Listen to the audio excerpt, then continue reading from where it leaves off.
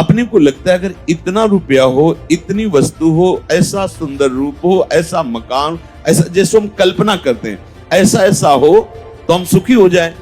तो बहुत से लोग ऐसे हैं जो तुम कामना कर रहे हो वो उनको सहज में प्राप्त है, तो वो निष्काम हो जाना चाहिए, पर वो उससे बड़ी कामना कर रहे हैं, उससे बड़ी कामना, वो उससे बड़ी कामना। चित्त अशांत है, चित्त चंचल है, वहां सुख की संभावना भी नहीं है।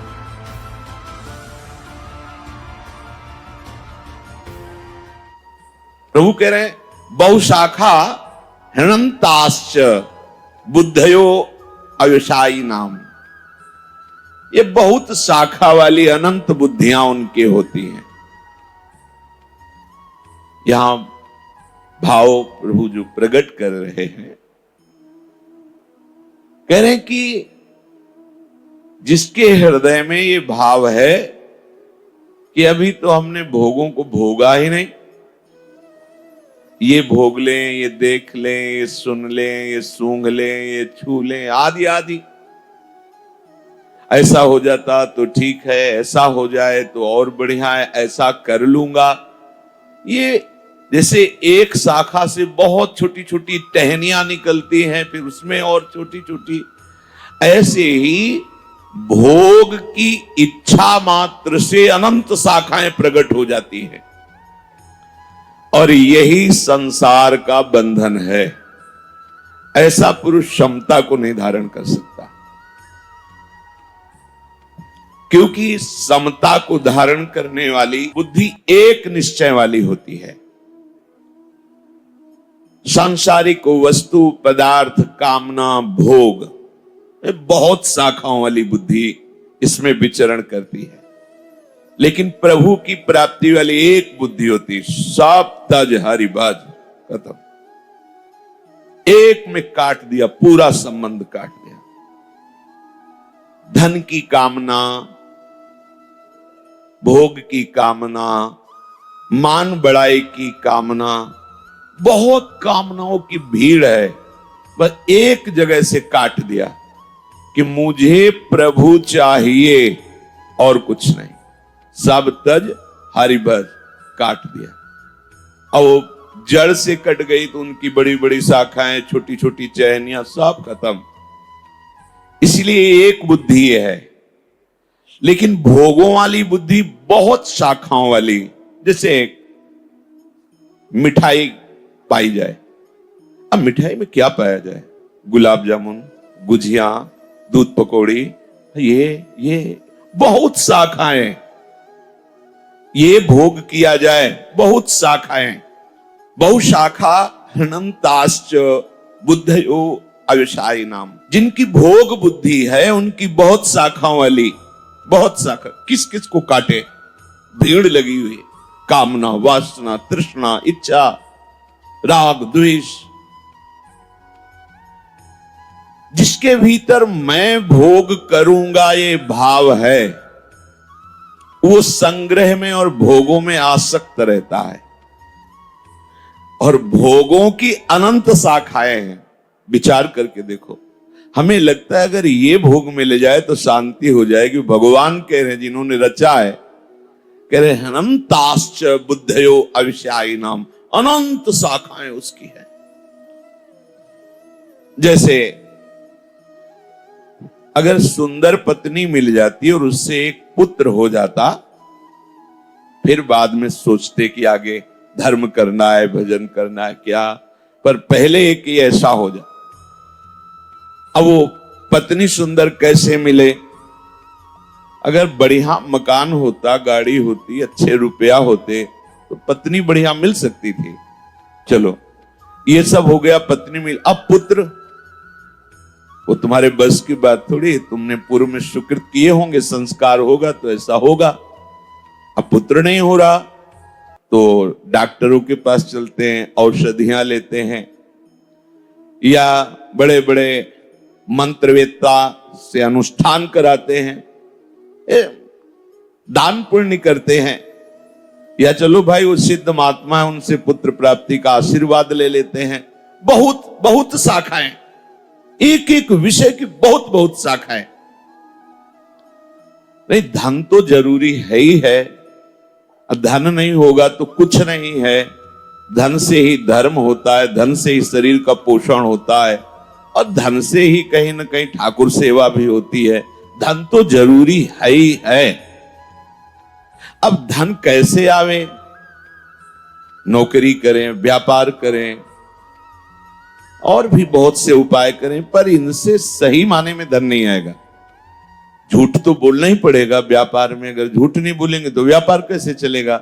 थोड़ी बड़ी बेईमानी तो चलती है, फिर से थोड़ी से काम नहीं चलेगा। अब ऐसा कोई हाथ मारे जिसे लंबा धन आवे। एक बार अधर्म हो जाएगा, हो जाएगा, थोड़ा सा दान पुण्य कर देंगे, वो पैसा पवित्र हो जाएगा। लोगों की जो अनंत शाखाओं की बुद्धि है, अज्ञान की, ये अज्ञान की बुद्धि है। अब किसी ने उनको बताया कि अगर इस आदमी को तुम मार दो तो 5 लाख रुपए मिलेंगे, व्यवस्था हम कर देते, तुम्हारा कुछ नहीं बिगड़ेगा। राजी हो गया। कितना अपराध पे अपराध भयंकर बनता चला जाता है। भगवान कह रहे हैं कि जिनके हृदय में ये भोगों की भोगने की लालसा है, वो समता को समझ ही नहीं सकते। नहीं तो प्रभु ने कहा अगर समता का थोड़ा भी आरंभ कर लिया जाए तो आवागमन के चक्र को मिटा देगी। देखो, आप लोग कृपा पात्र जन हैं। समता का स्वरूप सहना है। एक स्वरूप की समता होती है जिसमें इधर और इधर सब प्रभु ही है, ऐसा अनुभव होता है। पर ये स्वरूप की समता का अनुभव करने के पहले अंतःकरण की क्षमता आवश्यक है। अंतःकरण की क्षमता होती है क्षमता। अंतःकरण की समता होती क्षमता। क्षमता, हाँ, सहनशील, शांति, अव्यर्थ कालत्वम। जिसने नियम ले लिया है कि किसी भी तरह से मैं अपनी शांति भंग होने नहीं दूंगा, किसी बिना बाहरी सहयोग के। देखो, इसमें अगर बाहरी सहयोग लेने की आपने थोड़ी भी इच्छा की तो अनंत शाखाएं फूट पड़ेंगी। हमें इच्छा ही नहीं रखनी। हमारी सुरक्षा का भार और हमें अप्राप्ति की प्राप्ति कराने का भार हरि गुरु के ऊपर है। बिल्कुल विश्वास रखो, किसी अस्त्र में ताकत नहीं है कि आपके पांच भौतिक शरीर का भी भेदन छेदन कर सके, क्योंकि प्रभु हैं। और अगर उनका विधान है तो किसी भी रक्षा कवच की ताकत नहीं कि बचा सके। बिल्कुल दृढ़ निश्चय कर लो। पर यह दृढ़ निश्चय भगवत कृपा से ही होगा, नहीं तो हम बातें जरूर करते हैं प्रभु के विश्वास की, पर हम विश्वास रखते हैं अस्त्र शस्त्रों में, विश्वास रखते हैं मित्रों में, अंगरक्षकों में। जब अजान बाहु अभेद भुज दंड मूल प्रभु के भुजाओं का भरोसा होगा तो फिर अन्य कोई भरोसा नहीं होगा। अन्य भरोसा हुआ तो बहुत सी शाखाएं हैं। बोलो, अन्य भरोसा में क्या विश्वास? ये अस्त्र चली जाएगा, यंत्र है, नहीं चला। क्या विश्वास? जो अंगरक्षक उसी की बुद्धि बदल जाए, काल उसी की बुद्धि में बैठ करके प्रहार करवा दे, क्या भरोसा? एकमात्र जिसे किसी भी तरह की कोई सुख सुविधा की आकांक्षा है तो उस समता को नहीं धारण कर सकता है। ये खास बात है, क्योंकि समता हृदय की क्षमता है। जब तक आप इस बात को स्वीकार नहीं करेंगे, भगवत मार्ग में आगे नहीं बढ़ पाएंगे। प्रायः लड़खड़ा के यहीं गिर जाते हैं, राग द्वेष में ही गिर जाते हैं। बहुत बड़ा जाल है।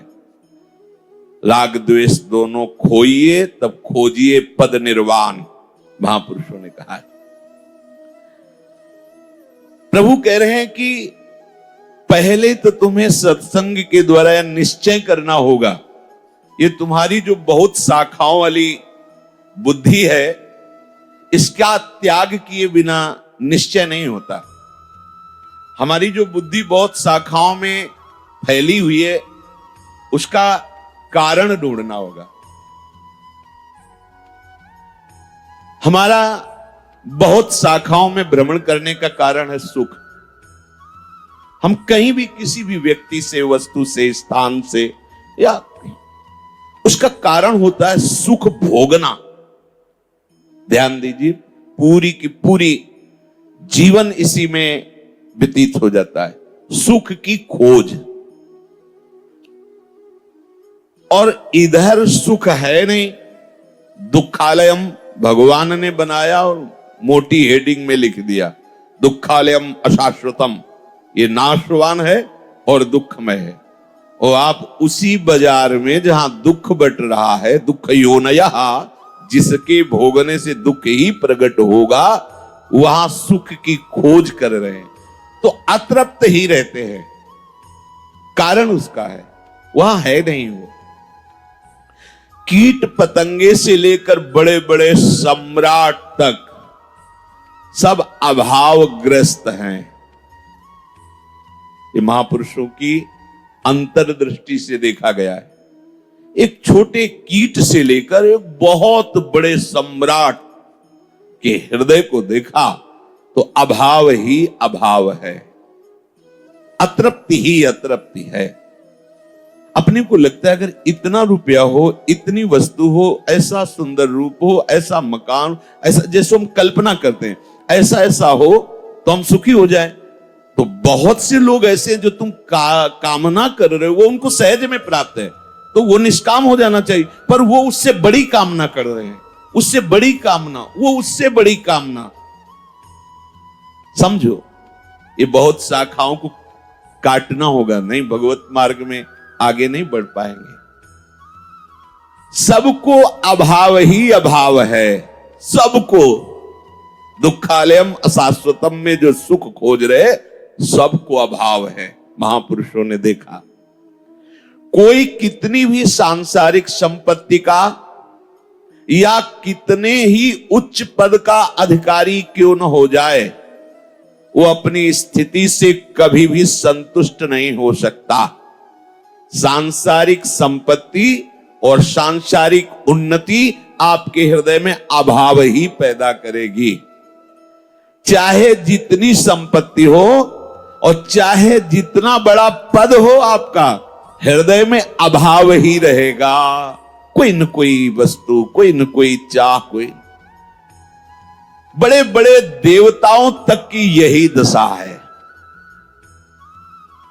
जहां अतृप्ति है, अभाव की वेदना है, चित्त अशांत है, चित्त चंचल है, वहां सुख की संभावना भी नहीं है।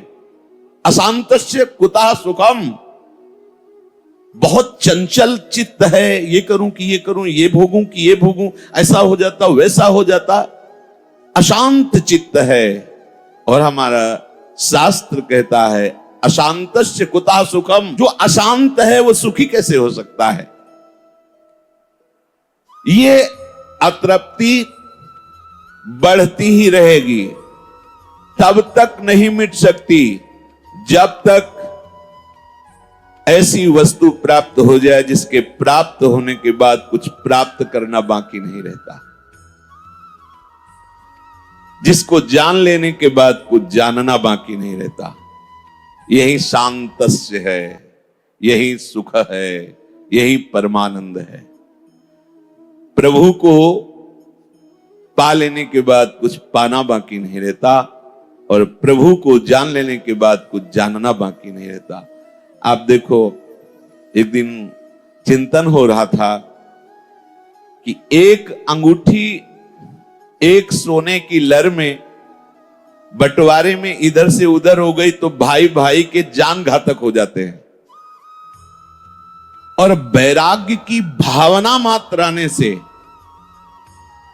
सब आभूषण ऐसे तिनके की तरह उतार कर छोड़ दिए, मुंडन करा लिया, रज लगा लिया। तब विचार आता है कि देखो, प्रभु की अभी प्राप्ति नहीं हुई, प्राप्ति की तरफ कदम रखा, कैसी कैसी तृप्ति। अब मुझे ये सब नहीं चाहिए, ये जो मन भावे सब, हमें रज लगा ली, मुंडन करा लिया, क्या हो रहा है ये? अभी मिले तो नहीं ना प्रभु, लेकिन ये मार्ग ही ऐसा, इसमें कदम रखते ही ये सब तिनके के समान हो जाता है। सुरपति, नरपति, लोकपति, जिनके भाव है घास, तिनके के समान। कैसा आश्चर्य में होता है। तो जो पूर्ण है, जब तक उसका आश्रय नहीं होगा तब तक ये बुद्धि बहुत शाखाओं में दौड़ाती रहेगी। वो पूर्ण एकमात्र प्रभु है, हमारे प्रीतम हैं। उनके सिवा चाहे जिस वस्तु का आश्रय ले लो, चाहे जिस व्यक्ति का आश्रय ले लो, चाहे जो कुछ कर लो, चाहे जो कुछ बन जाओ, कभी तुम्हें शांति नहीं प्राप्त हो सकती, विश्राम नहीं मिल सकता। और अशांत से कुता सुखम, अशांत है हृदय तो सुख कहाँ है। परिणाम अशांत का विनाश ही होता है। ये जो अतृप्ति है, ये भोगों की नहीं है, ये प्रभु की है, सबके हृदय में। एक जो किसी वृद्ध से भी पूछो, ये पूरा जीवन अब आप वो जलता मिलेगा। अपने तो देखे, अब विषय मदिरा पी है तो भले कह दे कि भाई हम सुखी हैं, नहीं जब प्यार से पूछोगे, उसे ये पता हो कि हमारे दुख का निवारण कर देंगे, तो पूरी लिस्ट आ जाएगी सामने। ये जो हमें लगता है कि हमारी अवस्था यौवन है, अभी ऐसी गलतियां होना स्वाभाविक है, आगे चलकर ये शांत हो जाएगी, ये स्वाभाविक शांत होने वाली नहीं। ये ऐसा कुछ नहीं कि अवस्थागत है, अवस्था बदली तो आप शांत हो जाए, नहीं नहीं। जब तक चिंतन नहीं बदलेगा तब तक शांति मिलने वाली नहीं। 94 वर्ष की आयु के बहुत सुलझे हुए व्यक्तित्व वाले से हमने एकांत में गंगा के किनारे पूछा कि हमारे हृदय में ऐसी बात आती है कि 40 वर्ष के बाद शांति मिल जाती होगी काम आदि दोषों से, आपका क्या अनुभव? आप बिल्कुल निश्चिंत होकर बताएं, जिससे मैं अनुभव आपका सुनकर समझ सकूं। शास्त्रों में तो पढ़ाई, पर आप बताइए। तो उन्होंने कहा कि ब्रह्मचारी जी, उस समय नैष्ठिक ब्रह्मचर्य में, उन्होंने कहा ब्रह्मचारी जी एक बात बताए, अब हमारे अंग प्रत्यंग शिथिल हैं पर मन शिथिल नहीं है। हमका बस इतना ही जानना था। उनका हमारा मन जैसे हमने बचपन में देखा, जैसे यौवन अवस्था में देखा, वैसा ही आज है, पर हमारा शरीर शिथिल है। शास्त्रों के स्वाध्याय से, संतों के संग से और अनुभवों से ये पता चलता है कि जब तक आप प्रभु का आश्रय लेकर भजन नहीं करेंगे तब तक कुछ नहीं हो सकता। कुछ भी कर लो, बारी मथे ग्रत होए बरु सिकताते बरु तेल, बिनु हरि भजन न भौतरिया सिद्धांत अपेल। भले पानी मथने से घी निकल आवे असंभव, भले रेत बारू के पीसने पेरने से तेल निकल आवे, पर बिना भजन, मतलब ये असंभव संभव हो सकता है, पर बिना भजन के इस संसार समुद्र से आप पार नहीं हो सकते। देखो इन लोगन की लावनी, बूझत नाई हरिचरण कमल को। प्रभु के चरण कमल को ये समझ नहीं पा रहे, हरि चरणों का आश्रय नहीं ले रहे। स्वामी जी महाराज कह, देखो इन लोगन की लावन, मिथ्या जन्म गवावन, बूझत नाई हरिचरण कमल को, मिथ्या जन्म गवावन। हमारा एक एक श्वास, एक एक क्षण नष्ट हो रहा है, इनको समझ में नहीं आ रहा। ये सुख शांति चाहते हैं और सुख शांति के समुद्र प्रभु को अपना नहीं मानते, इनका आश्रय नहीं लेते। अरे जब जमदूत आए घेरेंगे, करे आप मन भावन, करे हरिदास तबे चिरजीवो, जब कुंज विहारी चित भावन, तभी तुम्हें विश्राम मिलेगा। नहीं, यमदूत जब आएंगे तुम्हें लेने और अपनी मन भाई करेंगे, मार चलाएंगे, तब तुम्हारा ऐसा बुद्धि बल क्षीण हो जाएगा। जब तक कुंज विहारी चित्त में नहीं आ रहे तब तक शांति नहीं, चित्त की चंचलता नहीं मिटेगी, तब तक तृप्ति नहीं मिलेगी। ये बात समझना होगा, नहीं तो ये बुद्धि अनंत शाखाओं में दौड़ाती रहती है। भ्रमवश जीव जब तक भगवत प्राप्ति नहीं होती तब तक ऐसा ना मान ले कि मेरा भ्रम नष्ट हो गया है। जब वो कभी संत समागम से भगवत मार्ग में चलता भी है तो ऐसी ऐसी भोग सामग्री उसके सामने डाली जाती कि उसको लगता है कि आगे तो चलना ही है, थोड़ा विश्राम कर लेते हैं, अर्थात मनोरंजन कर लेते हैं, अर्थात भोग लेते हैं। जहां उसके मन में ऐसी कल्पना आई, उसका लक्ष्य रुक गया। वो सोच रहा था कि मैं इस भोग को भोग के आगे चलूंगा, लेकिन वहां दीवार खड़ी हो गई, रास्ता ही बंद साइड से, फिर वही घूम के पहुंच जाएगा। ऐसे न वैसे रहे मजरे ढो पाछलियो जो करी निर्भाषित, वही पहुंच गया जहां से चला था विषय सामग्री से, वहीं पे बहुत सावधान।